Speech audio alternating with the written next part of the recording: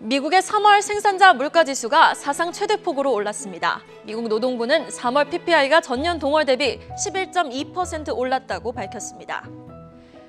달러화 가치가 고공행진하며 강세를 이어가고 있는 가운데 엔화의 가치는 20년 만에 최저수준으로 추락했습니다.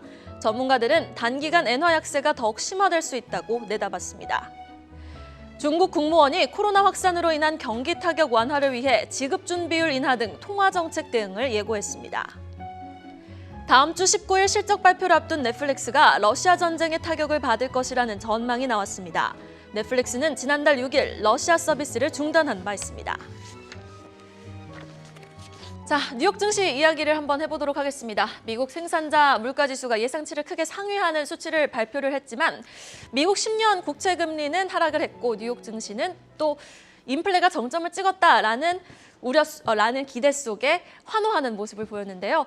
본부장님은 간밤 뉴욕 증시 좀 어떻게 해석을 하셨습니까? 네, 아까 설명이 나왔던 것 같은데 상당히 비슷한 전망을 갖고 있습니다. 우선은 소비자 물가 지수를 보면서 말씀을 드리면 정말 높은 숫자가 나오긴 했습니다. 자, 3월 달 대비 전월 대비해서 3월 달이 1.4%포인트 상승을 하면서 예측치였던 1.1%를 크게 웃돌았습니다. 주요 상승 요인들을 보시면은 경유 가격이 20%, 휘발유 4.9%, 야채 42.4%, 항공유 23%, 철 27.6% 등등 상당히 높은 상승률을 보여줬었습니다. 천연가스 비용은 약간 하락하는 모습을 보여줬었고요. 서비스 가격도 0.9%포인트 상승을 했는데 주로 서비스 마진이 상승을 하면서 나타나는 현상이 되겠습니다. 어쨌든 이 숫자를 보고 있으면 작년 동기 대비해서 11.2%로서 1981년 1월 이후에 가장 높은 수치가 나왔습니다. 여기 보시면은 생산자 물가 지수가 계속 지금 상승하는 추세에 있다라는 것은 알겠습니다. 자, 또한 근원 생산자 물가 지수, 이 에너지랑 신초품 가격을 뺀 것이죠.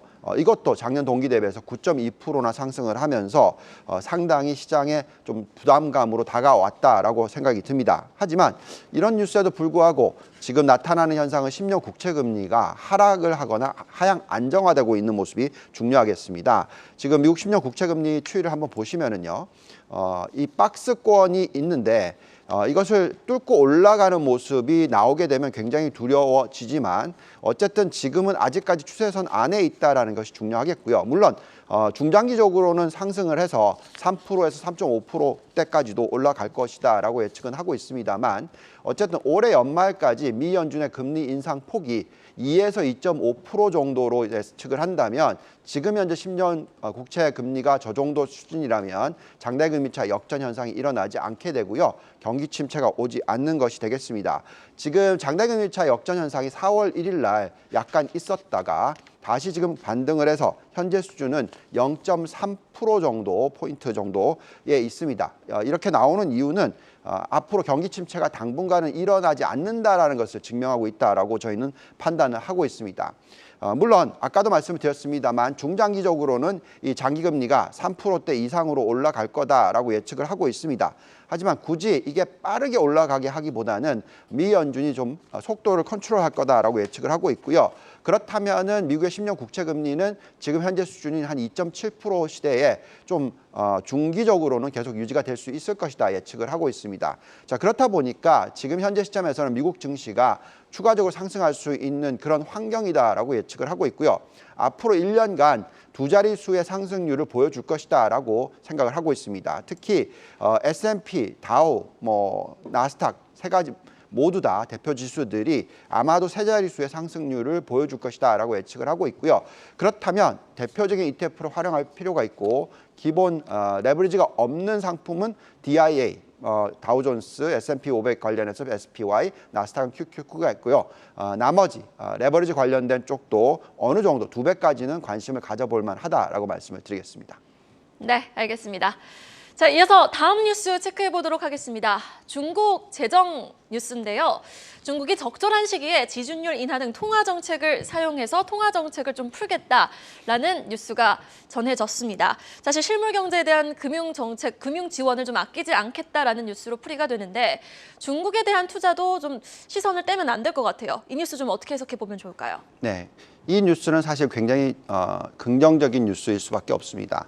여태까지 계속 우리가 말씀드렸던 내용은 재정을 푸는 부분에 대해서 얘기를 해드렸고요. 통화 정책에 있어서는 지금 미국의 10년 국채금리와 중국의 10년 국채금리가 역전이 되는 현상이 나타났었기 때문에 쉽게 금리를 내리기가 어렵지 않을까 이런 걱정을 했었습니다. 왜냐하면 자금 유출에 대한 걱정을 할 수 있기 때문에 그렇죠. 금리가 더 낮은 쪽에선 자금이 빠져나오니까요. 그런데 그 속도가 계속 하락하는 추세에 있다면은 오히려 자금은 중국 쪽으로 더 들어갈 수 있기 때문에 이렇게 금리를 내릴 수 있다라고 생각이 들게 만들었다는 발언입니다. 그래서 지금 보시면은 중국의 공무원의 정례 회의가 일어나고 난 이후에 중국이 실물 경제, 특히 코로나 팬데믹의 타격을 받은 산업에 대해서 중소기업 지원을 강화를 하겠다라는 얘기가 나오고 있고 PBOC가 지금 준비금으로 얘기하고 있는 RRR이라는 부분에 있어서 인하를 했는데 추가적으로 계속 인하를 할 수 있다라고 얘기를 하고 있습니다. 지금 보시면은 중국 은행권의 현금 지급 준비율 숫자가 있는데요. 현재 11.5%까지 떨어져 있는데도 불구하고 추가적으로 더 떨어뜨릴 수 있다라는 것은 과거에 보시면은 닷컴 버블이 일어났었고 산업재 버블이 일어났었던 시대, 이때를 보시면은 8% 이하의 준비율입니다. 그럼 추가적으로 제법 큰 폭으로 인하를 할 수 있다라는 부분이 되겠고요. 이렇게 되면 경기 침체를 막을 수 있는 그런 하나의 또 정책을 쓰게 됩니다. 이미 벌써 재정을 푸는 내용에 있어서는 발표를 많이 했고요. 특히 성장률이 높고 또 경쟁력이 있는 산업, 우리가 흔히 얘기하는 전기차 업종이라든지 또 신재생 에너지 업종에 대해서는 적극적인 지원이 있을 것이라고 예측이 되고, 여기에 또 중소형주 관련해서도 이런 지급 준비율을 낮춰주면서 유동성을 부여하게 되면은 경기가 회복할 수 있는 가능성이 충분히 있다라고 생각합니다. 자, 그렇게 보면은 올해 한 해는 중국은 재정과 통화 둘 다 푸는 그런 시장이고요. 보통 그런 시장을 매도하는 것은 아니다라고 말씀을 드리겠습니다. 자, 그래서 지금 중국의 경쟁력이 있는 산업에 대한 투자가 중요한데요. 현재 계속 말씀을 드리고 있습니다만 여기에 나와 있듯이 태양광, 신재생 에너지, 전기차 부품, 돼지고기 산업, 특히 윤기실리콘, 통이, 그다음에 BYD, 니오, 모건식품, 신희망그룹 이런 종목들에 대해서는 관심을 가져보실 필요가 있고, 중국에 대한 투자는 글로벌 포트폴리오의 약 10에서 20% 정도 투자하는 것이 적절하다는 말씀을 드리겠습니다. 네, 중국 전체 포트 비중 중 10에서 20%를 좀 꾸려보자라는 말씀과 함께 신재생 에너지 전기차에 좀 주목해보자라는 전략까지 들어봤습니다.